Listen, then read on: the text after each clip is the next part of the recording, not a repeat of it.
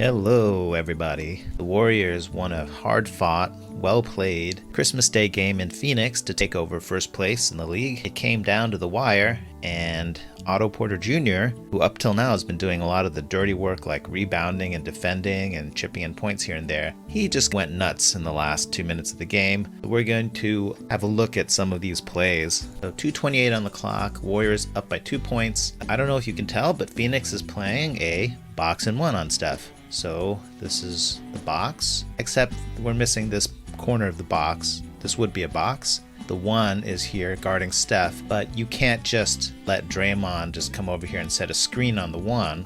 That would be silly. So this corner of the box has come up here to guard Draymond, but this is a box and one. For instance, you can tell because Looney is cutting through and it looks like Chris Paul's guarding him right now, but he's just going to smoothly pass him off to whoever's guarding him over here on the corner. Alright, so Looney wandered through and he was outside of the Paul territory and is now in Crowder land. So this is a box and one. Draymond steps up and sets a really flat screen. So Steph could go either way depending on how the defender plays him. Since the defender's on this side, Steph goes to the right side. But when he turns the corner, he's going to find that this guy is ready for him because he's not guarding anyone. He's guarding the zone. And then behind are Crowder and Paul are also ready to collapse on Steph. He turns the corner, but now Booker's on him. CP3 has rotated to block up the paint. Crowder looks like he's ready to pounce. And the spacing on the Warriors play is not all that great. They have 3 people all stuck in the corner here. So it's very easy for Crowder just to guard all 3 of these. So Steph decides, okay, we got to reset. He comes back out. Except for a split second, Chris Paul felt like he had to guard Looney, and the Suns seem to be in a bit of disarray here because the box is totally malformed, and Steph thinks, if I go fast, I can just turn the corner on this guy and have a nice little layup. So he detours from the reset. But Chris Paul notices that Steph has beaten Booker, and so CP3 rotates to stop Steph's drive. Steph goes for a pretty hard left foot jump floater from the side, which is pretty tough. But remember, the whole reason that CP3 rotated out this way was that he saw that Looney had inside position, and that's going to cost them because Looney still has inside position on Crowder over here. Up goes the shot. The gods were with the Warriors because that ball could have gone anywhere, but CP3 is on this side guarding Steph. Crowder is behind Looney, as I mentioned, so Looney was boxing out. Ayton is again behind Looney, so Looney jumps up and with his little pinky just touches the ball and then tips it away. And then as he's falling to the ground, this is a serious hustle play, I think he takes his left hand and he just bats the ball towards GP2. Bonk. That was sweet. That would have been a beautiful diving stop in volleyball or the anime Haikyuu. Now the Warriors get a free possession, which is huge in the last 2.5 minutes of the game. On an offensive rebound, the clock resets to 14, so the Warriors don't have much time to do anything. They go straight into one of their basic plays where Draymond is going to dribble towards Steph, and Steph has a choice of coming to take the handoff or trying to go back door. Steph immediately goes back door. Booker says, if I hold you with both my arms, will you believe that I love you? Steph says, no man, get off me. And this is covered pretty well. So with the Devin Booker hug and Crowder coming over here to reform the box, we're now back in a box and one situation, and there's no opening for this backdoor pass. So that means Draymond now has to reverse and look at this side, but the Warriors get a little bit mixed up. Looney over here has just crawled back into the play and he's wondering what's going on. The Warriors try to improvise something. Looney, pin and screen, Otto Porter Jr. ready to pin in. GP2, the spacing is atrocious over here. I think Steph believes that he's getting a stagger screen, and Otto Porter thinks this is going to be a 3-man split, which usually means Steph goes out with a pin and Otto dives. So when Steph comes around this way, Otto Porter, I believe, thinks this triggers his dive. So there he goes. This play is definitely just in improv land and not going the way Steph was imagining. He takes his arm and throws off Booker because Booker has been not respecting his personal space all night. And then he's just going to sag because he thinks this play is totally blown up. You saw that little shoulder sag. But GP2 has not given up on the play. Otto Porter is cutting through, and Jay Crowder had stepped out to make sure Steph was covered, and then now he realizes, oh, I'm supposed to be covering Otto Porter. And this is a skip pass that the Warriors really rarely make in their offense, but it's not a bad idea to keep doing this. So GP2 throws it all the way over the top, and there Otto Porter lands. For the NBA, this is a lot of space, and there's 5 on the shot clock, so I think he should feel pretty liberated to fire this up. And he does. Draymond with a little pointing like that was a nice play. Otto Porter is going to run down the court and give us a little head shake like, man, can you believe that those guys left me open? That'll teach him.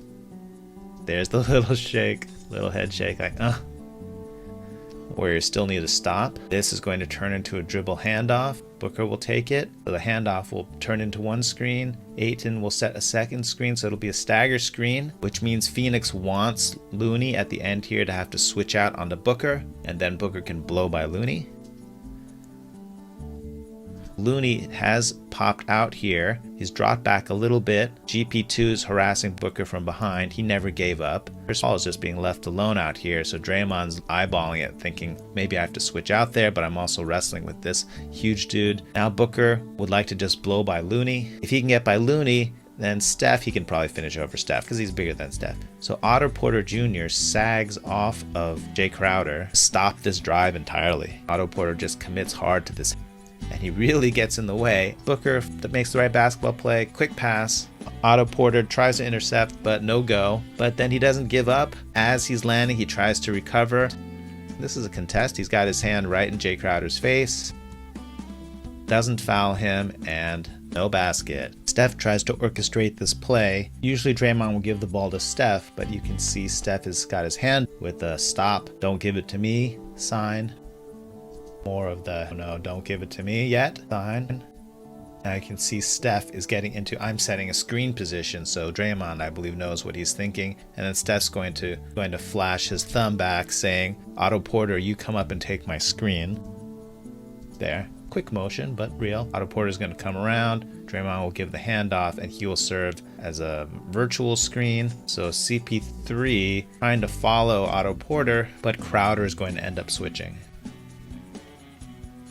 As soon as Crowder switches onto Otto Porter is definitely feeling himself, and he thinks, I can take Jay, which is interesting because Steph definitely had something else in mind. He's pointing back to Draymond, like, okay, send the ball back to Draymond and we're going to set something up, and we'll never quite know what play Steph had in mind. I imagine it was probably some kind of pick and roll, because now he's got CP3 and another small defender in the play, but Otto Porter is definitely feeling like he's in a groove, so he just takes Jay Crowder off the dribble, and he stops on a dime, step back, mid-range 2. Otto Porter just says, YOLO. And YOLO indeed. There's some kind of drama happening with Otto Porter and the Phoenix Suns bench here. He's turning to them and probably reminding them to drive safely on the way home. Here's a play again. Otto Porter with a drive into a pull-up jumper.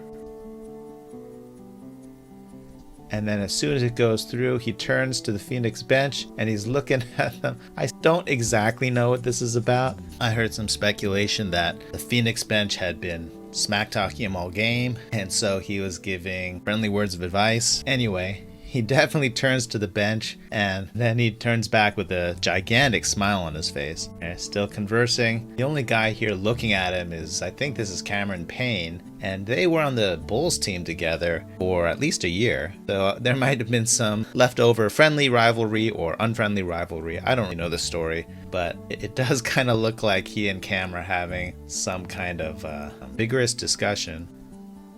Oh, and even with a little point, this is one happy man. Okay, next play. Phoenix is still in this box and one. So here's the box, here's the one. This is the first offensive play after time stoppage, so I'm pretty sure the Warriors called this play on purpose, expecting Phoenix to play the box and one. Draymond's going to step out, that's going to send the ball over, and he will cut through. Otto Porter setting a little bit of a screen to show that they're serious, so Steph is going to cut through. And now, by the logic of the box and one, this man is super glued to Steph Curry's Chris Paul has to guard Steph Curry as he runs through, so there's a handoff, and so it's very likely that CP3 will rotate to Steph and Mikal Bridges will follow Steph. Steph is actually going to draw 2. That's what happens. As Steph cuts through, CP3 takes over Steph, but the 1 is a little bit of a handoff time where he followed Steph, seeing Steph to the border and making sure he had all his paperwork in order. And as Steph was getting processed by Chris Paul International Customs, clearly the Warriors were expecting this to happen. Otto Porter Jr. just takes off. And so now there's a 4-on-3 on this side. So Otto Porter Jr. is going to come to the top, and just in case Mikal Bridges catches up, Kevon Looney's going to come over here and try to nail him with the screen. This is just a beautiful play against this box and 1. Looney this time is very ready to nail Mikal Bridges, and he just puts himself right in the way. Little pass to Otto Porter Jr. Crowder is way too far away to contest this. And Otto Porter Jr. with the catch and shoot. And swish. Huge.